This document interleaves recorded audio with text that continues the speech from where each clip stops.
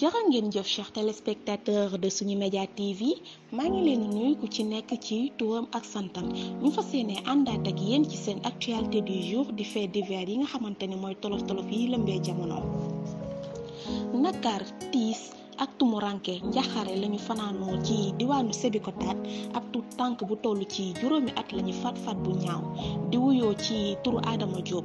Sandarma yi ba ñu ñëwee gis nañu corps bi dañ ko sànni ca almeeru Coxo mu doon ñaawteef bu mbokk Sébikotane yépp di jooy bi ba tey doon noppeeguñu ñuy ñaan yàlla suñu boroom may ay waajuru tut tànk boobee dëddoo àdduna di wuyoo ci turu Adama Diop yàlla may leen xolu muñ fi mu toll nii daanaka nag diwaanu Sébikotane yépp ñu ngi massawu ay waajuram jug takku xeex li nga xamante ni moom moo di insécurité bi nga xam ne ay Sébikotane waa ñu ngi koy dund ba tey mu doon loo xamante ne dafa metti di ñaan yàlla suñu borom ñooñu def ñaawteef boobulee yàlla suñu borom nit leen ba caabi féete leen ginnaaw. ñi ñëw ci fait divers yi ñu xamal ñu ne bépp mbindeef bu dugal loxoom ci ganes rebelle yi nga xamante ne dañoo nar a ñëw fii ci Ndakaaru Njaay moo xam nga bokk ci waaw wala déet procureur nee na yoon dina ndawal liggéeyam ba caabi féete la ginnaaw. procureur nag jël na ay matuwaay fu mu toll nii di bàyyi xel ci li nga xamante ni mooy dikk sim rebelle yi ci diwaanu Ndakaaru kàllaama yooyu la procureur yëkkati mu tëraloon ko ca ndaje ba mu amee woon ca point de presse tribunal bu mag ba ca Ndakaaru. ba tey ci fait divers yi kii di Ousmane Sonko nee na procureur dafa waroon topp ci takkal bi ko président Macky Sall son excellence njiitu réew mi takkal bi mu ko maasee nuun bi ne ko ab rebelle la ñii di waa coalition Yewwi Askan Wi nee nañu ndaje bi ak jàkkaarloo bi nar a am aljuma ji dañ koy soxal boobu les mobilisation fait divers yi ba tey ñu ngi àndaat ak yéen kii di Barthélémy Dias dafa sulli ay mbóot jëmale ko ca suñu njiitu réew mi di président Macky Sall meeru Ndakaaru boobulee di Barthélémy Dias bokk na ci coalition Yewwi Askan Wi xamal na askan wi ni mobilisation bii di njiitu réew mi di tere moonte moom di président Macky Sall ba mu ca tolloo ci ay jamonoom dafa daan woote ay ndaje.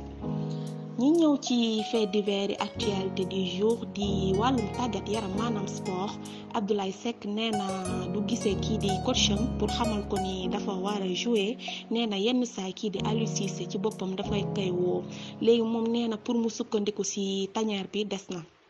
mu nekkoon joueur jàmbaar moom nee na procureur ñëwaat na foog indil ay jiite ci yaakaar ci moom.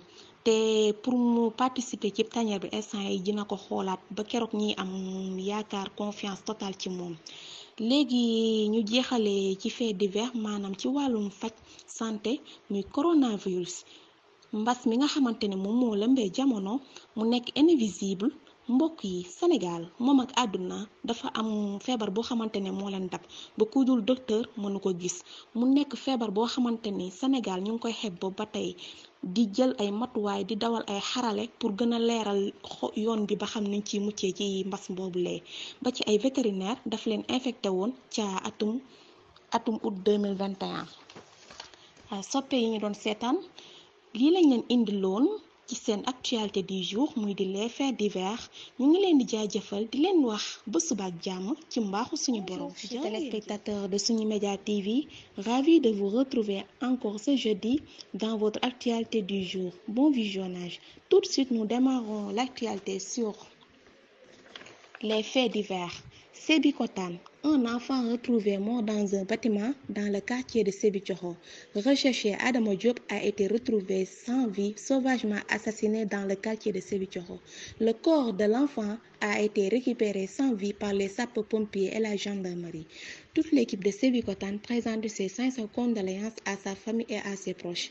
Sur les faits divers, justice, toute l'équipe personne impliquée dans la venue des rebelles à Dakar, de façon directe ou indirecte, sera traduite en justice. Le procureur a pris l'engagement de veiller à ce que l'enquête détermine tout ce qui était de mèche avec la mise en cause dans ces projets. Aucune personne impliquée dans cette affaire par A ou par Z ne sera épargnée, a-t-il déclaré au cours du point de presse organisé au tribunal de grande instance à Dakar. Sur les faits divers, Ousmane Sonko, le procureur, devrait juste suivre les consignes de Macky Sall, m'accusé de rebelle. La réponse des leaders de la coalition Yewwi Askan Wi ne s'est pas fait attendre après la note du préfet de Dakar interdisant la mobilisation du vendredi 17 juin prochain.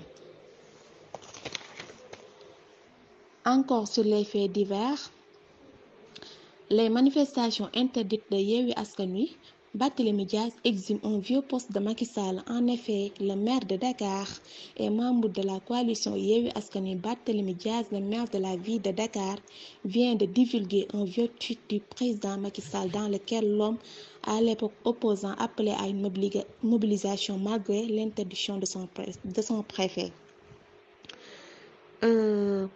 Sur les faits divers, Abdoulaye Seck, les Lions de la Teranga, je ne vais pas voir le coach pour lui dire que je dois jouer.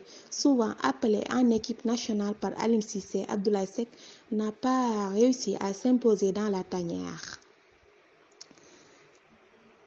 Nous terminons les faits divers sur le coronavirus.